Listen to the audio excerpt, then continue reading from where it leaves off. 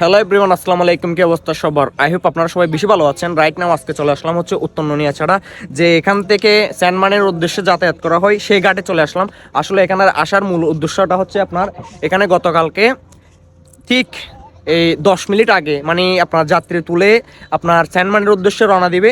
তো এই রওনার 10 মিনিট আগে থেকে একটা দুর্ঘটনা হয়ে গেছিলো। আগুন আগুন ধরছিল মূলত। সম্পূর্ণ আপনার শিপটা এই দুর্ঘটনার শিকার হয়ে জ্বলিয়ে গেল।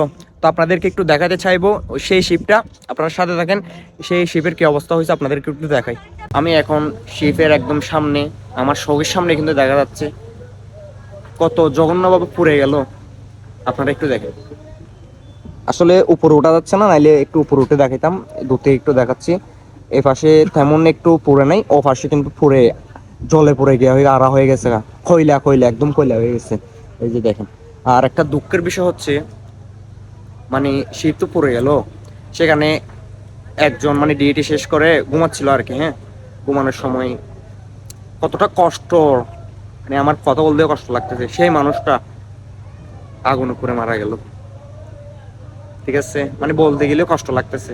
হ্যাঁ, যেহেতু এলাকার পাশে শিপটা একটু দেখতে আসলাম।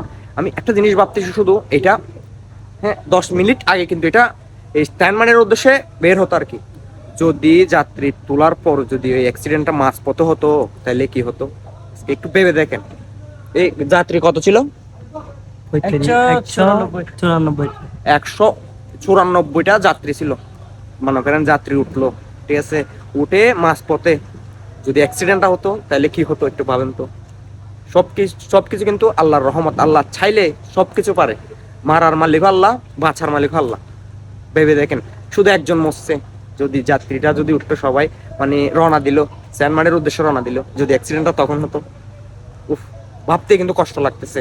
তারপরও দুর্ঘটনার শিকারে একজন মৃত্যু হয়েছে, তার জন্য কিন্তু খুব খারাপ লাগতেছে। এখানকার একটা ভাইয়ের থেকে জিজ্ঞেস করব কিরকম ভাবে ও মারাটা গেল আর কি। ওরা নাকি এরকম বিষয় নিয়ে কিছু জানে, একটু জিজ্ঞেস করে।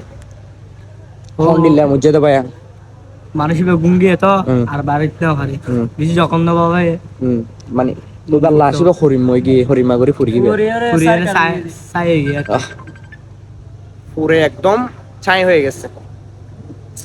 বলতে কিন্তু খুব খারাপ লাগতেছে আসলে। তো এটা হচ্ছে আপনার সেই শিপটা যেটা স্যান্ডমানের উদ্দেশ্যে রওনা দেয় আর কি। এই যে দেখেন, এই ট্রলার গুলার জন্য কিন্তু আসলে ভালোভাবে দেখা যাচ্ছে না। এটার উপরে একটু উঠলে একটু ভালোভাবে দেখা যেত। তারপরে রিস্কটা নিচ্ছি না আর কি, একটু দূরত্ব তো এই জন্য। যিনি মারা গেছে তার জন্য সবাই দোয়া করবেন। ওই আজকে কেমন লাগলো আপনাদের থেকে অবশ্যই জানাবেন। আর যদি ভিডিওটা ভালো লেগে থাকে সবাই লাইক কমেন্ট শেয়ার। সবাই সুস্থ থাকবেন, ভালো থাকবেন। আল্লাহ হাফিজ।